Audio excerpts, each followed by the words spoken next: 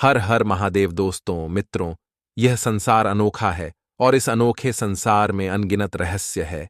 इस संसार में कई लाख योनियां निवास करती हैं। उन्हीं योनियों में से एक है मनुष्य योनि। मित्रों, संसार में जितने भी प्राणी हैं उनमें मनुष्य को ही सर्वश्रेष्ठ माना जाता है, क्योंकि मनुष्य के पास सबसे बड़ा ज्ञान का बल होता है। लेकिन यह ज्ञान होते हुए भी मनुष्य पाप करता है, और इसी पाप को लेकर हम आपके लिए एक महत्वपूर्ण कहानी लेकर आए हैं। मित्रों, यदि स्त्री और पुरुष की तुलना की जाए तो सबसे बड़ा पापी कौन है, स्त्री या पुरुष? कौन है सबसे बड़ा पापी? आज आपको एक महान कथा के माध्यम से पता चल जाएगा।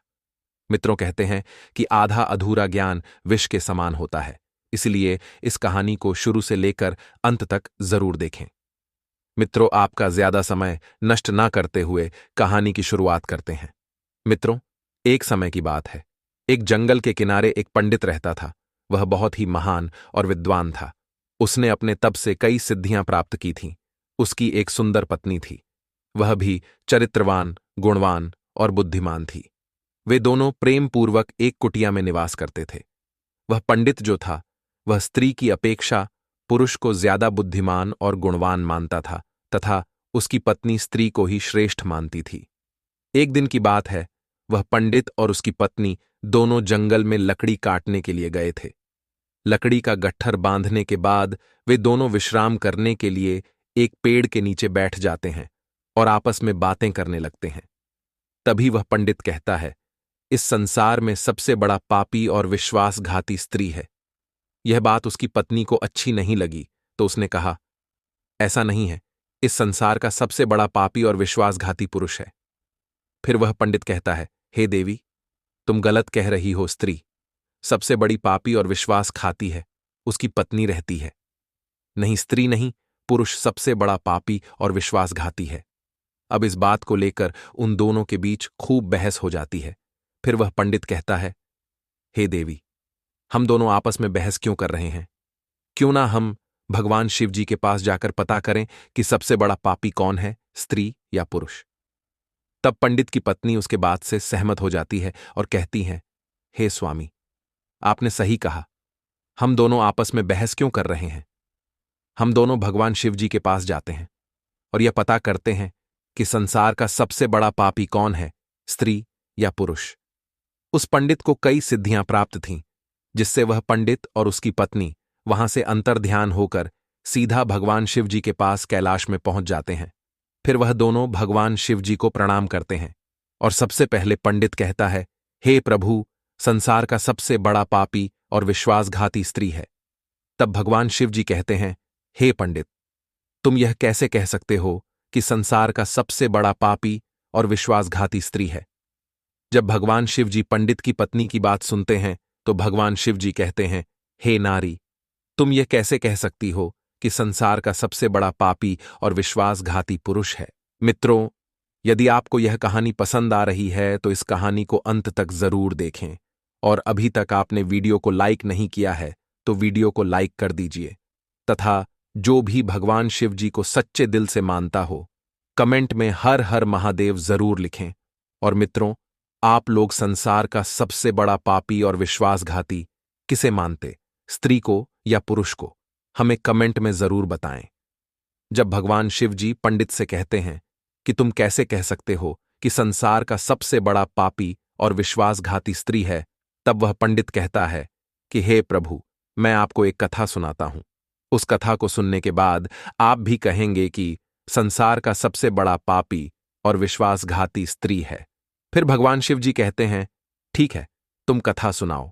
वह पंडित कथा सुनाना शुरू करने ही वाला ही होता है कि तभी माता पार्वती जी वहां पर आ जाती हैं और कहती हैं, हे प्रभु, मुझे भी यह कथा सुननी है। मैं भी जानना चाहती हूं कि सबसे बड़ा पापी और विश्वासघाती कौन है, स्त्री या पुरुष? तब भगवान शिव जी कहते हैं, ठीक है प्रिय, बैठो और सुनो। तब वह पंडित कहानी सुनाना शुरू करता है और कहता है, अंग देश में एक बहुत प्रसिद्ध राजा राज्य करता था। उसका नाम सूर्य प्रताप था और उसके 4 बेटे थे। उसके सभी बेटे बहुत ही बहादुर और प्रतापी थे, लेकिन सबसे बड़ा बेटा, जिसका नाम शिव प्रताप था, वह प्रतापी होने के साथ साथ बुद्धिमान और सुंदर भी था। उसकी एक सुंदर पत्नी थी जिसका नाम स्नेहा था। स्नेहा बहुत ही सुंदर थी। वह अपने आगे किसी दूसरी स्त्री को सुंदर नहीं मानती थी। एक दिन राजा सूर्य प्रताप ने अपने बेटे शिव प्रताप को उसकी किसी बात पर नाराज होकर राज्य से निकाल देने का आदेश दिया। राजा का यह आदेश सुनकर सभी इस बात से चिंतित हो गए। राजा शिव प्रताप भी अपने महल में जाकर उदास हो गया। जब शिव प्रताप को उसकी पत्नी स्नेहा ने उदास देखा तो वह कहती है, हे स्वामी, आप उदास क्यों हैं? आप इतने मुरझाए हुए क्यों हैं? राजकुमार होकर भी आप इतने चिंतित क्यों हैं? क्या हुआ है स्वामी? तब शिव प्रताप सोचने लगा कि मैंने बहुत बुरा किया है और अपनी सारी बात अपनी पत्नी को बता दी। उसकी बातें सुनते ही उसी समय उसकी पत्नी स्नेहा बेहोश हो जाती है। फिर जब दासियों ने उसके ऊपर पानी का छिड़काव किया तब जाकर वह होश में आई। होश में आने के बाद स्नेहा अपने पति शिव प्रताप से कहती है, हे स्वामी, आप मुझे छोड़कर चले जाएंगे तो मैं आपके बिना कैसे जी पाऊंगी? हे स्वामी, मैं भी आपके साथ ही चलूंगी। तब राजकुमार शिव प्रताप अपनी पत्नी स्नेहा से कहता है, हे प्रिय, मैं तुम्हें अपने साथ कैसे ले जा सकता हूं? मुझे खुद पता नहीं है मैं कहां जाऊंगा, और यदि तुम्हें साथ ले गया तो न जाने कैसे संकटों से गुजरना पड़े। तुम नाजुक सी महलों में रहने वाली महलों के बिना कैसे रह पाओगी? अपनी पति की ऐसी बातों को सुनकर स्नेहा कहती है, हे स्वामी, यदि साथ रहेंगे तो चाहे जितने ही दुख आए वह हमें सुख ही लगेंगे, लेकिन महल के सुख आपके बिना जंगल के दुखों से भी अधिक डरावने लगेंगे। इसलिए मैं भी आपके साथ चलूंगी। और उसकी आंखें आंसुओं से भर आईं। अब वह पंडित आगे भगवान शिवजी से कहता है, हे प्रभु, राजकुमारी स्नेहा की आंखों में आंसू देखकर शिव प्रताप ने मन में सोचा कि वह मेरे बिना नहीं रह सकती है, इसलिए मुझे इसको अकेला तड़पते हुए छोड़कर नहीं जाना चाहिए। इन सभी बातों को सोचते हुए राजकुमार अपनी पत्नी स्नेहा से कहते हैं, हे प्रिय, तुम उदास ना हो, मैं तुम्हें अपने साथ लेकर चलता हूं। इस बात से स्नेहा खुश हो जाती है और अपने पति के साथ जाने की तैयारी करने लगती है। फिर वे राज्य से बाहर निकलकर एक जंगल में पहुंचते हैं। चलते चलते जब वह थक जाते हैं तो वे एक पीपल के वृक्ष के नीचे विश्राम करने के लिए बैठ जाते हैं। वे बहुत थक चुके थे, इसलिए पीपल की ठंडी हवा पाकर उन्हें तुरंत नींद आ गई। परंतु कुछ देर बाद वहीं पर एक सर्प ने स्नेहा को डस लिया। सर्प के डसते ही राजकुमारी तड़पने लगी और शिव प्रताप की आंख खुल गई। राजकुमारी को तड़पता देख और सर्प को जाता हुआ देखकर शिव प्रताप भयभीत हो गए, लेकिन वह कुछ न कर पाए। फिर कुछ देर बाद राजकुमारी की मृत्यु हो गई। अब तो शिव प्रताप और भी ज्यादा हैरान, परेशान और दुखी होकर रोने लगे और मन ही मन सोचने लगे कि अब जब जीवन संगिनी ही मर गई है तो मैं जीकर क्या करूंगा? मैं भी इसी जंगल में अपने प्राण त्याग दूंगा। मन में ऐसा सोचकर वह अपनी पत्नी के पास से उठते हैं और जंगल से लकड़ियां इकट्ठा करने लगता है और रो रो कर कहता है कि मैं भी अपनी पत्नी की चिता में जलकर मर जाऊंगा। लेकिन तभी उसी समय आकाश से एक देवदूत आता है और शिव प्रताप को रोते हुए देखकर उसके मन में दया आ जाती है। वह राजकुमार शिव प्रताप के पास जाता है और पूछता है कि तुम क्यों रो रहे हो? आखिरकार तुम्हारा दुख क्या है? तो राजकुमार शिव प्रताप देवदूत से कहते हैं, मुझमें अपना दुख सुनाने की हिम्मत नहीं बची है। मैं चाहता हूं कि आसमान से बिजली टपके और मैं उसमें जलकर भस्म हो जाऊं। तब देवदूत कहता है, तुम मुझे अपना दुख बताओ, शायद मैं तुम्हारी कोई मदद कर सकूं। फिर शिव प्रताप ने कहा, महाराज, मैं एक राजकुमार हूं और राजा सूर्य प्रताप का बड़ा बेटा हूं। मेरे पिता ने मुझे राज्य से निकाल दिया था, लेकिन मैंने अपनी पत्नी को साथ लाने से मना किया था।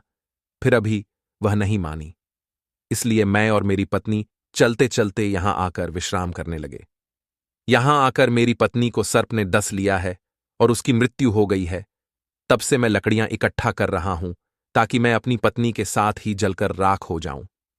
आगे वह पंडित कहता है, हे प्रभु, आगे सुनिए। शिव प्रताप की बात को सुनकर देवदूत कहता है, हे राजकुमार, तू बड़ा ही बुद्धिहीन मूर्ख है। यह संसार है, यहां इंसानों का आना जाना लगा रहता है। इस शरीर को एक दिन सबको त्यागना पड़ेगा, तू भी इसे जानता है। इस संसार में कोई भी किसी के साथ नहीं आता और ना ही किसी के साथ कोई जाता है। फिर भी तुम मूर्खों की तरह यह बात कर रहे हो। अगर तू जीवित रहेगा तो बहुत सारी रानियां तुझे मिलेंगी। इसीलिए मेरे कहने पर मरने का विचार छोड़ दो। इस मानव शरीर को प्राप्त करने के लिए देवता भी बेहद इच्छुक होते हैं, फिर भी तुम इसे नष्ट कर देना चाहते हो। इस प्रकार देवदूत के शब्दों को सुनकर शिव प्रताप कहता है, महाराज, आपने जो कुछ कहा है वह सत्य है, किंतु ऐसी पतिव्रता पत्नी मुझे किसी जन्म में भी नहीं मिलेगी, इसलिए मैं इसके साथ ही मरूंगा। शिव प्रताप के विचार सुनकर देवदूत ने जान लिया कि यह अपनी पत्नी के बिना नहीं रह सकता है। तब देवदूत ने शिव प्रताप से कहा, राजकुमार, तेरी पत्नी को जीवित करने के लिए केवल एक ही उपाय है। अब तुम मेरी बात को ध्यान से सुनो। यदि तुम इस उपाय को कर सकते हो तो तुम्हारी पत्नी जीवित हो सकती है। फिर शिव प्रताप ने कहा, महाराज, आप जो कुछ भी कहेंगे मैं वह सब करने के लिए तैयार हूं, केवल मेरी पत्नी को जीवित कर देना। तब देवदूत ने कहा, तुम्हारी पत्नी की आयु केवल 30 वर्ष ही थी, इसलिए उसकी मृत्यु हो गई है, और तुम्हारी उम्र 70 वर्ष की है, जिसमें से 35 वर्ष बीत चुके हैं, और तुम्हारे जीवन काल में 35 वर्ष अभी भी बाकी है, यानी तुम 35 वर्ष और जियोगे। यदि तुम अपनी पत्नी को अपना आधा जीवन दे देते हो तो तुम दोनों की आयु समान हो जाएगी। अगर तुम यह मान लो तो राजकुमारी जिंदा हो जाएगी। इस तरह देवदूत की बात सुनकर राजकुमार शिव प्रताप ने कहा, मुझे मंजूर है। फिर देवदूत ने शिव प्रताप के हाथ में पानी दिया और शिव प्रताप ने 15 वर्षों के लिए राजकुमारी के पैरों पर पानी डालने का संकल्प लिया। अब जैसे ही शिव प्रताप ने संकल्प किया कि वह जल को रानी के पैरों पर डालेगा, तब देवदूत ने कहा, पानी को पैरों पर डालने से पहले मेरी एक बात को ध्यान से समझ लो, इसमें एक रहस्य भी है। अभी तो तुम्हें राजकुमारी की आवश्यकता है, तुम पानी डालकर उसे बचा सकते हो, लेकिन अगर भविष्य में तुम्हें राजकुमारी की आवश्यकता नहीं पड़ती है तो तुम अपने संकल्प को वापस भी ले सकते हो। परंतु एक बात हमेशा याद रखना, इस संकल्प को कभी वापस ले सकने की बात राजकुमारी से मत कहना, वरना तुम अपने संकल्प को वापस नहीं ले सकोगे। जीवन में कुछ बातें हमेशा छुपाकर रखनी चाहिए, क्योंकि कभी कभी यह बातें काम आ सकती हैं। फिर ऐसा कहकर वह देवदूत अंतर्ध्यान हो जाता है। फिर शिव प्रताप अपनी पत्नी के ऊपर पानी छिड़कता है तो उसकी पत्नी को होश आ जाता है। तब शिव प्रताप राजकुमारी से कहता है, तुम सो गई थी और बहुत थकी हुई थी, इसलिए मैंने तुम्हें नहीं जगाया। इस प्रकार राजकुमार शिव प्रताप ने अपनी पत्नी से सारी बातें छुपा लीं और यह नहीं बताया कि सांप ने तुम्हें काट लिया था और तुम्हारी मृत्यु हो गई थी, और फिर मैंने तुम्हें कैसे जीवित किया। यह राज शिव प्रताप ने राज ही रहने दिया। फिर भगवान शिव जी कहते हैं कि हे पंडित, आगे क्या हुआ। तब पंडित कहता है, हे प्रभु। फिर वह दोनों वहां से चलते हैं। चलते चलते कई घंटों बाद उन्हें एक सुंदर स्थान दिखाई देता है। वहां पर एक कुटिया थी। जब वे वहां पहुंचे तो उन्होंने देखा कि एक सुंदर जवान महात्मा ध्यान साधना में लीन बैठे हैं। वे दोनों बहुत ही थके हुए थे, इसीलिए महात्मा के पास बैठ गए। उसी समय शिव प्रताप ने अपनी पत्नी से कहा, राजकुमारी, मुझे प्यास लगी है और तुम्हें। चलो हम कुएं पर जाकर पानी पीकर आते हैं, और यदि तुम नहीं जाना चाहती तो मैं तुम्हारे लिए भी पानी ले आऊंगा। पति की बात सुनकर स्नेहा ने कहा, मुझे तो प्यास नहीं लगी है, आप जाइए और पानी पी आइए। इसके बाद राजकुमार शिव प्रताप कुएं की ओर जाते हैं। जब राजकुमार पानी पीने पहुंचे तो राजकुमारी स्नेहा उस महात्मा की ओर देखती है। स्नेहा महात्मा की सुंदरता को देखकर उस पर मोहित हो जाती है। अब वह महात्मा से कहती है, हे महात्मा, आप तो यहां बहुत खुशी से रहते हैं। तो महात्मा ने कहा, तुम भी यहां रह सकती हो, लेकिन तुम्हारे पति भी तुम्हारे साथ हैं, तो हम तुम्हें यहां कैसे रख सकते हैं। इसके बाद राजकुमारी स्नेहा ने महात्मा से अपनी प्रेम भरी बातें कहीं तो महात्मा ने कहा, मैं एक उपाय बताता हूं। तुम्हारे पति जिस कुएं में पानी पीने गए हैं, तुम उन्हें उसी कुएं में धक्का दे दो, फिर जो होगा हम देख लेंगे। महात्मा की बात सुनकर राजकुमारी स्नेहा ने कहा, ठीक है, मैं ऐसा ही करती हूं। जब शिव प्रताप पानी पीकर राजकुमारी स्नेहा के पास आया तो वह कहने लगी, अब मुझे भी प्यास लग गई, कुएं पर वापस चलकर मुझे भी पानी पिलाओ। तो राजकुमार शिव प्रताप ने कहा, मैंने तुमसे पहले ही कहा था और तुमने मना कर दिया था। खैर, अगर तुम्हें प्यास लगी है तो मैं अभी पानी लेकर आता हूं। तब शिव प्रताप पानी लेने चला तो स्नेहा कहती है, मैं भी तुम्हारे साथ चलती हूं बेचारा। शिव प्रताप तो उसके प्रेम का दीवाना था। उसे क्या पता था कि उसकी पत्नी उसके साथ क्या करने वाली है।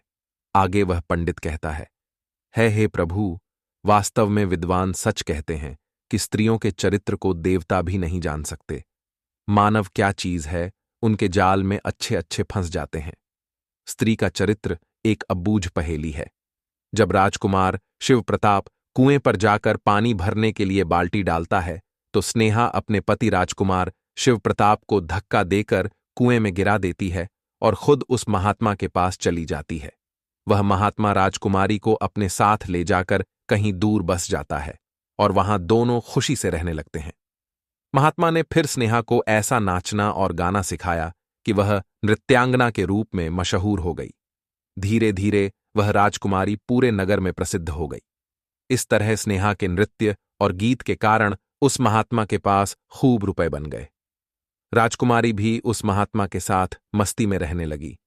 जिस समय स्नेहा ने अपने पति शिव प्रताप को कुएं में धक्का दिया था, तब संयोग से एक जंजीर जो कुएं में लटकी थी, उसे शिव प्रताप ने पकड़ लिया था और उसको पकड़कर कुएं में लटकता रहा। ईश्वर को याद करते हुए वह सोचने लगा, क्या यही मेरे प्यार की सजा है? कुछ समय बाद वह देवदूत फिर से आया और एक ब्राह्मण का रूप धारण कर लिया। ब्राह्मण का रूप धारण किए वह देवदूत बाल्टी लेकर कुएं का पानी भरने लगा। जब ब्राह्मण देवदूत ने पानी में बाल्टी डाली, तब शिव प्रताप ने उसकी बाल्टी को हाथ से पकड़ लिया। जानबूझकर वह ब्राह्मण रूपी देवदूत चौंक गया और पूछा, तुम कौन हो? शिव प्रताप ने कहा, हे ब्राह्मण देवता, मैं कुएं में अटका हूं, मुझे निकालो और मेरी जान बचाओ। मैं सारी जिंदगी आपका एहसान नहीं भूलूंगा। फिर ब्राह्मण रूपी देवदूत ने शिव प्रताप को बाहर निकाला। फिर पूछा, भाई तुम कौन हो? तुम इस कुएं में कैसे गिरे? तब शिव प्रताप ने कहा, हे ब्राह्मण देवता, क्या बताऊं? जैसा मेरे साथ हुआ भगवान न करे, वह किसी और के साथ न हो। ब्राह्मण रूपी देवदूत ने कहा, आखिर हुआ क्या है, बताओ तो सही। तब शिव प्रताप ने कहा, तुम जानना ही चाहते हो? सुनो, मैं एक राजकुमार हूं। मेरे पिता ने मुझे राज्य से निकाल दिया था, इसलिए मैं अपनी पत्नी के साथ एक जंगल में पहुंच गया। मेरी पत्नी और मैं एक दूसरे से बहुत प्रेम करते थे। जंगल में एक सर्प ने मेरी पत्नी को डस लिया था, जिससे उसकी मृत्यु हो गई। मैं जब अपनी पत्नी के साथ मरने जा रहा था, तब एक देवदूत ने मुझ पर दया की और मेरी आयु के 15 वर्ष मेरी पत्नी को देने के बाद उसे पुनर्जीवित कर दिया। फिर हम उस जंगल से आगे बढ़े। कुछ घंटों बाद हम एक स्थान पर पहुंचे जहां एक महात्मा का डेरा था। हम दोनों वहीं रुके और हमें प्यास लगी, तो मैं पानी पीने कुएं के पास आया, तो मेरी पत्नी ने मुझे धक्का दे दिया और मैं कुएं में आ लटका। तभी कुछ समय बाद आप यहां आ पहुंचे और मेरी जान बचाई। पंडित कहता है, हे प्रभु, उसके बाद धीरे धीरे समय बीता और राजकुमार शिव प्रताप एक नगर में रहने लगा और एक साहूकार के पास नौकरी करने लगा। एक दिन शहर के सभी व्यापारी और साहूकार राजा के महल पहुंचे। शिव प्रताप, जो राजकुमारी के नृत्य और गायन की प्रशंसा सुनता था, उसने सोचा, मुझे भी इस नृत्य को देखना चाहिए। वह भी राजा के दरबार में साहूकार के साथ पहुंच गया। राजकुमारी ने अप्सराओं के समान नृत्य किया और अपनी सुरीली आवाज में सुंदर राग को प्रस्तुत किया। उसके गाने को सुनकर सभी लोग आश्चर्य में आ गए और सभी ने बहुत सारे इनाम दिए।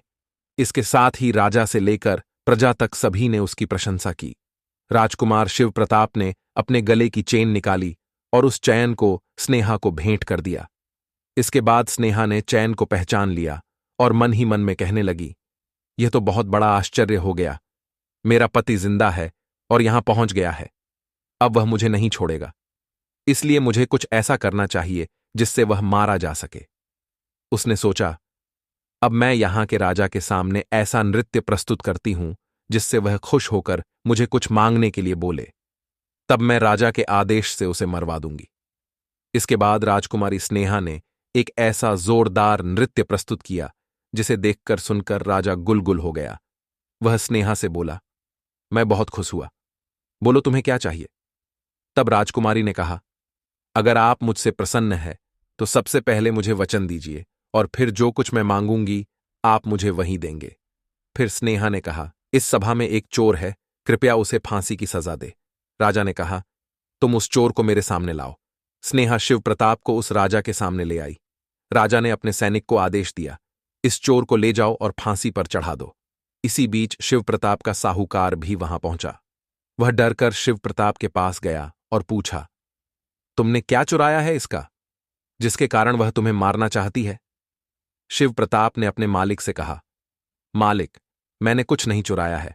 बस आप इस राजा को केवल यह बता दो कि वह मेरी 2 बातें सुन ले, इससे मेरी जान बच सकेगी। अब शिव प्रताप का मालिक इसे सुनकर अपने साथी व्यापारियों और साहूकारों के पास गया और सबसे शिव प्रताप के बारे में बताया। सबने कहा, राजा को न्याय करना पड़ेगा, और फिर सभी व्यापारी राजा के पास गए और कहने लगे, राजा साहब, हमारा नौकर निर्दोष है, उसे मार देने का आपका आदेश है। वह कह रहा है कि वह अपनी 2 बातें आपको कहना चाहता है। फिर भी आपको लगे कि उसने अपराध किया है तो उसे फांसी दे देंगे, लेकिन वह कहता है कि मेरे मरने से पहले राजा केवल मेरी 2 बातों को जरूर सुने। फिर राजा ने व्यापारियों की बात सुनकर कहा, ठीक है, उसे को बुलाओ। शिव प्रताप को राजा के सामने लाया गया और राजा ने कहा, तुम जो कुछ कहना चाहते हो वह मेरे सामने कहो। तब राजकुमार शिव प्रताप ने कहा, महाराज, मैंने क्या दोष किया है जिसके कारण आपने मेरी हत्या का आदेश दे दिया है? फिर उसकी बात को सुनकर राजा ने कहा, तू इसका चोर है। शिव प्रताप ने कहा, नहीं महाराज, मैं इस कुल्लटा स्त्री का पति हूं, जो मुझे एक कुएं में मारने के लिए धक्का देकर एक महात्मा के साथ चली गई थी। राजकुमारी स्नेहा ने सोचा कि बात बिगड़ रही है। तब वह राजा से कहती है, महाराज, मैं कुल्लटा नहीं हूं, ये झूठ बोल रहा है। ये कौन है? मैं तो इसे जानती तक नहीं। ये तो मेरा चोर है, मैं सिर्फ इतना ही जानती हूं। फिर राजकुमार शिव प्रताप ने कहा, महाराज, ठीक है, अगर यह मेरी पत्नी नहीं है तो वह सब कुछ जो मैंने रास्ते में छोड़ा था वह मेरी अमानत के रूप में मुझे वापस कर दे। राजकुमार ने अपनी अमानत को लौटाने की बात की तो राजकुमारी स्नेहा ने इसे स्वीकार कर लिया। तब शिव प्रताप ने कहा, अच्छा, अब तुम अपने हाथों में पानी लो, हमारा न्याय इसी सभा में होगा। शिव प्रताप हाथों में पानी लेकर जमीन पर बैठ गया और कहा, जैसे मैं पानी लेकर बैठा हूं वैसे तुम भी बैठो और बोलो, वह वस्तु जो तुमने मुझे रास्ते में दी थी मैं वापस कर रही हूं। स्नेहा ने भी पानी लिया और कहा, जो वस्तु तुमने मुझे रास्ते में दी थी मैं वापस कर रही हूं। जैसे ही उसने अपने हाथों का पानी छोड़ा, राजकुमारी के प्राण चले गए। यह दृश्य देखकर वहां के लोग हैरान रह गए। राजा यह देखकर चिंतित होकर शिव प्रताप से कहता है, यह क्या हो गया, बताओ, मुझे सच्चाई क्या है? तब राजकुमार शिव प्रताप ने अपनी कहानी शुरू की, अपने जीवन की सभी घटनाओं को खोलकर बताते हुए उसके देश निकाले जाने से लेकर अब तक की सभी घटनाओं को सुनाया। राजा ने सब कुछ सुनकर शिव प्रताप को अपने गले लगा लिया और अपनी बेटी की शादी शिव प्रताप के साथ करा दी। आगे वह पंडित भगवान शिव जी से कहता है, हे प्रभु, मैंने इस कहानी को सुना है, इसलिए मैं भी स्त्रियों से घृणा करता हूं, और मैं यह कह सकता हूं कि इस संसार में स्त्रियां पुरुषों से अधिक पापी और विश्वासघाती होती हैं। इस कहानी ने सबको हैरानी में डाल दिया। माता पार्वती ने कहा, हे प्रभु, मुझे लगता है कि यह पंडित सच कह रहा है, लेकिन सभी स्त्रियों में से केवल 1-2 ही बिना नैतिक मूल्यों और ईमानदारी की हो सकती है, परंतु पुरुषों में भी कुछ ऐसे हैं जो पापी और विश्वासघाती हो सकते हैं। फिर भगवान शिव जी ने पंडित की पत्नी से पूछा, हे नारी, तुम कैसे सिद्ध करोगी कि सबसे बड़ा पापी और विश्वासघाती पुरुष है? यह सुनकर पंडित की पत्नी ने कहा, मैं भी एक कहानी सुनाती हूं जिससे स्पष्ट होगा कि स्त्री की तुलना में पुरुष अधिक पापी और विश्वासघाती होते हैं। फिर वह कहानी सुनाना शुरू करती है और कहती है, हे प्रभु, एक नगर में एक धनवान व्यक्ति रहता था जिसका नाम परमहंस था। परमहंस का बेटा एक अद्भुत व्यक्ति था। परमहंस का बेटा ऐसा था कि परमहंस उसके बारे में सोचते सोचते परेशान रहता था। एक दिन उसका बेटा जुआ खेल रहा था। उसी दिन उसके पिता का निधन हो गया। फिर भी उसने जुआ खेलना बंद नहीं किया, बल्कि पिता की मृत्यु के बाद वह खुलकर जुआ खेलने लगा और सब कुछ हार गया। फिर वह अपने गांव से दूर चला गया और एक साहूकार के घर पहुंचा और साहूकार से बोला, मुझे बहुत तेज प्यास लगी है, क्या मुझे एक गिलास पानी मिलेगा? तो साहूकार ने उस युवा से पूछा, तुम कौन हो, क्या करते हो और कहां से आए हो? इसके उत्तर में उस युवा ने कहा, मैं एक व्यापारी हूं और यहां से जा रहा था तो सोचा कि पानी पीकर चला जाऊं। तब साहूकार ने पूछा, तुम कौन सा व्यापार करते हो? युवा कहता है, व्यापार करते समय मेरा सामान समुद्र में गिर गया, इसीलिए यदि आप मेरी कुछ मदद कर दें तो अच्छा होगा। फिर साहूकार ने लड़के की बात सुनी और उसकी बातों के जाल में फंस गया और कहने लगा, बेटा, तुम तो ठीक हो और कुछ कमा भी लेते हो, तो क्या मेरी बेटी से विवाह करोगे? अब तो यह सुनकर युवा खुश हो जाता है और विवाह के लिए हां कह देता है, जिसके बाद दोनों का विवाह हो जाता है।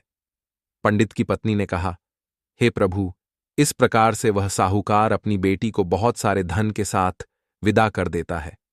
उधर युवा लड़के को तो बस केवल धन के लिए विवाह करना था, तो उसने वह भी कर लिया। अब विवाह के बाद जब युवा साहूकार की लड़की को साथ लेकर जा रहा था तो एक जंगल आ गया। वहां पर युवा लड़का अपनी पत्नी से बोला, देखो, हम अब भी जंगल में हैं। यहां कोई चोर हमारे गहनों को चुरा सकता है, इसलिए आप अपने सभी गहने मुझे दे दें ताकि हम सुरक्षित रख सकें। युवा की पत्नी ने अपने पति पर भरोसा किया और अपने सभी गहनों को उसे सौंप दिया। और वह भरोसा क्यों ना करे, क्योंकि वह उसका पति था। और फिर वह जंगल में आराम से ठहरे। इस दौरान युवा के मन में लालच तो पहले से ही था, फिर वह और ज्यादा बढ़ गया। उसकी पत्नी के साथ जाने वाली एक दासी, जिसे साहूकार ने अपनी लड़की के साथ भेजा था, युवा ने उस दासी को मार डाला। फिर उसने अपनी पत्नी को एक कुएं में गिरा दिया और मन में यह विचार किया, मैंने इसके साथ सिर्फ धन के लिए शादी की थी, मुझे धन मिल गया। और उसने सोचा कि वह पानी में डूबकर मर जाएगी। इस तरह सोचकर युवा वहां से चला गया, लेकिन उसकी पत्नी नहीं मरी और वह कुएं से बाहर निकलने के लिए आवाज देती रही। कुएं के पास से एक साधु गुजर रहा था और जब उसने किसी महिला की आवाज सुनी तो उसने उस महिला को कुएं से बाहर निकाल लिया। फिर कुएं से बाहर निकालने के बाद महिला ने अपनी सारी जानकारी उस साधु को दी और उस साधु ने महिला को उसके पिता के घर पहुंचा दिया। अब जब महिला पिता के घर पहुंची तो उसके पिता ने चिंतित होकर पूछा, तुम्हारे साथ क्या हुआ? महिला ने कहा, पिताजी, जंगल में कुछ चोरों ने हम पर हमला किया था, दासी को मार दिया, मुझे कुएं में धकेल दिया और मेरे पति के बारे में मुझे कुछ नहीं पता। बेटी की बातें सुनकर साहूकार जी ने सांत्वना देते हुए कहा, कोई बात नहीं, भगवान सब ठीक करेंगे। लेकिन पंडित की पत्नी ने दुख भरे स्वर में बोला, हे प्रभु, इस दुनिया में पुरुष ही विश्वासघाती और पापी हो सकते हैं। अब आपके हाथ में न्याय का फैसला है। मैंने भी आपको एक कहानी सुनाई है और मेरे पति ने भी अपनी कहानी सुनाई है। अब आप ही न्याय करें। उसने भी अपनी पत्नी को मारा और सारा सामान लेकर चला गया। भगवान शिव जी दोनों की कहानी सुनकर कहा, ठीक है, मैंने तुम्हारी कहानी को ध्यान से सुना है, अब मैं तुम्हारा न्याय करता हूं। सच में इस संसार में स्त्री और पुरुष के बीच ज्यादा पापी या विश्वासघाती कौन होता है, यह मेरे लिए स्पष्ट है। भगवान शिवजी ने बिना किसी संदेह के कहा, यह सत्य है कि इंसान की सोच उसके स्तर से नीचे जा सकती है और वही पापी और विश्वासघाती होता है, चाहे स्त्री हो या पुरुष। इंसान को किसी भी प्रकार के पाप करने से पहले यह सोचना चाहिए कि क्या वह सही है या नहीं। पापी और विश्वासघाती होने की कोई जाति नहीं होती, यह इंसान की सोच और कृतियों का परिणाम होता है। मित्रों, वास्तव में इंसान की सोच उसके स्तर से नीचे जा सकती है और यही पापी और विश्वासघाती बना देता है। धर्म ग्रंथों के अनुसार महाभारत काल में कृष्ण ने गुरु द्रोण के पुत्र अश्वत्थामा को भ्रूण हत्या के प्रयास के लिए दंड देते हुए उसकी अमूल्य धरोहर मणि छीन ली थी, जिसके अभाव में वह शक्तिविहीन हो गया था। यह उल्लेखनीय है कि अभिमन्यु की पत्नी उत्तरा के गर्भ में पल रहे शिशु को मारने का प्रयास अश्वत्थामा ने किया था। तब उसकी रक्षा के लिए स्वयं भगवान कृष्ण ने उत्तरा के गर्भ में प्रवेश कर भ्रूण की रक्षा की थी। यही कारण है कि धर्म ग्रंथों में जीव अथवा भ्रूण हत्या के खिलाफ खड़े शब्दों में कहा गया है, धर्म ग्रंथों के अनुसार नारी को शक्ति का स्वरूप माना गया है। इसके लिए हर युग में महापुरुषों ने उसकी पूजा की है। नारी ने अपने गर्भ से महापुरुषों के साथ साथ ईश्वरीय शक्ति को भी जन्म दिया है। यही कारण है कि नारी को जगत जननी एवं सृष्टि निर्माता भी कहा गया है। मित्रों, दुनिया में सबसे बड़ा पापी कौन है, यह पुरुष या स्त्री पर निर्भर नहीं करता, बल्कि यह इस बात पर निर्भर करता है कि व्यक्ति की सोच उसके स्तर से नीचे गिर गई है या नहीं। मित्रों, ये कहानी आपको कैसी लगी? हमें कमेंट में जरूर बताएं और कमेंट में जय श्री कृष्ण जरूर लिखें। और मित्रों, अभी तक आपने चैनल को सब्सक्राइब नहीं किया तो चैनल को सब्सक्राइब जरूर करें, जिससे आपको ऐसी महत्वपूर्ण कहानियां देखने को मिलती रहे।